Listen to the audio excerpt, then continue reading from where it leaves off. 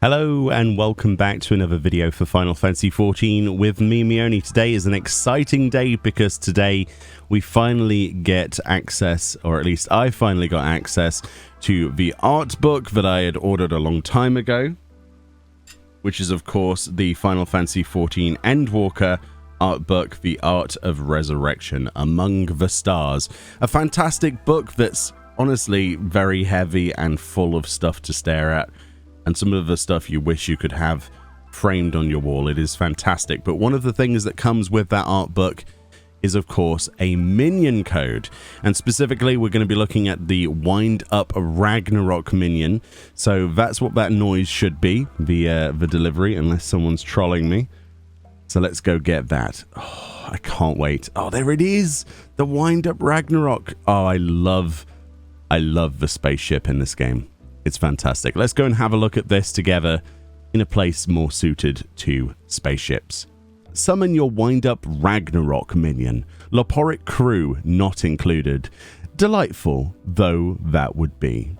Wind Up Ragnarok, a scale model of the Ragnarok, the starship born of the blood, sweat and tears of countless souls.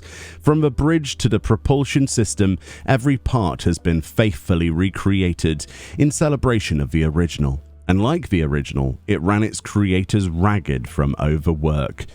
Okay, and the hidden text says, Ragnarok, engage! A quote there of Alphino, obviously. So this is what the Ragnarok looks like, all summoned next to its much bigger brother. Let's get rid of my character before it annoys me. And turn off the facial thing and depth of field, because nobody likes that. So this is what the model looks like then. The lighting's not great in here, to be perfectly honest with you, but I thought this would be a good way of comparing it to the other one. So the other one obviously has the green neon power-up sort of lights going on. The model does not, so it's quite an opaque sort of design. It doesn't look too bad though. It's obviously a very large minion. This isn't the largest minion we've had. We've had very big airships before, so this doesn't come as a massive surprise to me. It is really nice to have this though. It does look like an Airfix model of the actual thing that's been put together and then is floating around.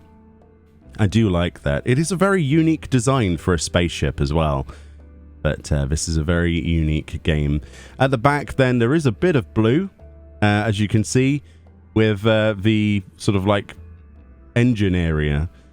The quality of this is a little bit lower than I expected, actually. If we zoom in a bit, the pixelation is quite obvious. It must be very difficult to do like a small rendition of something so detailed and so massive and so alien looking in the first place. But I think it looks close enough to the original thing to not complain too much. Some of the artifacting details could have been smoothed out a little bit, but when you're working on something of this scale, I don't know what this would be in comparison to that. It's not a bad job, is it? It's not a bad job. The bottom of it's nice. It's got the blue lines across that. It's a nice minion. I really like this one. And obviously, if you're a fan of the real thing, like I am, it's a good representation. As close as you're going to probably get, honestly. But it is a little bit lower resolution than I would have personally liked, but that's my only real nitpick. The size of this thing is absolutely enormous, as you can see. It is, a good Meoni in height, or nearly a Meoni in height. It looks really good from a distance, actually. It's only when you get like mid close that it looks a bit pixelated.